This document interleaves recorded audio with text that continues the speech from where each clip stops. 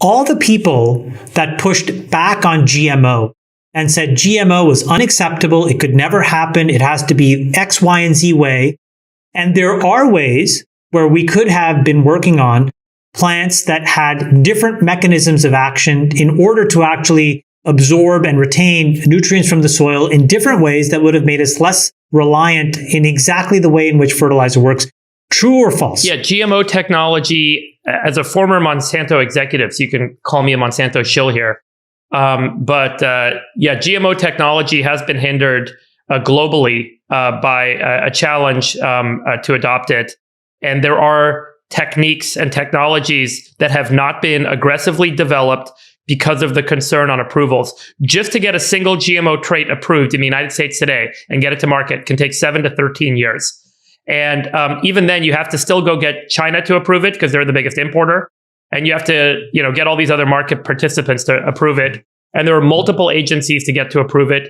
The EU is finally coming back to the GMO problem and saying, you know what, precision gene editing can actually be beneficial to growing better, more stuff. Now, would it have solved this particular crisis? Sorry, can I just say what's so ridiculous about this? Yeah. The fact that we have a modern agrarian economy is because we actually did figure out a way to do GMO, except we used the Punnett square and we used successive iterations.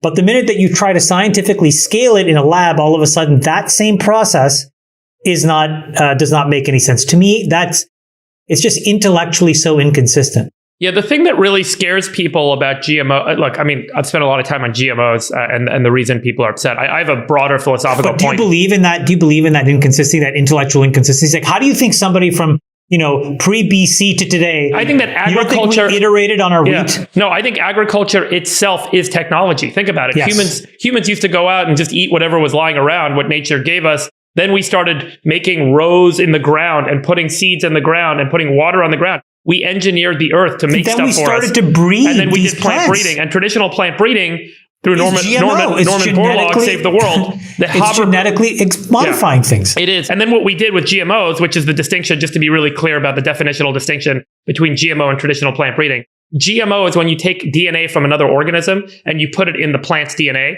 to get that plant to do something very specific. And Jason, you came with me to Monsanto. I mean, you took the tour years ago, remember? Cautious. Yeah. We should be cautious about any time we're doing stuff like that. Right. But then there's generally like a very visceral reaction when I make that statement, and people are like, wait, you're taking the DNA from bacteria and putting it in plants, and how do I know that's going to work? And so there's these layers of concern, which, are deeply psychological layers, but we can, scientifically resolve this over time. But look, at the end of the day, humans today, you guys remember last year how much I was talking about that starch synthesis paper and how important it was? We don't need to grow plants to make the stuff we need to consume.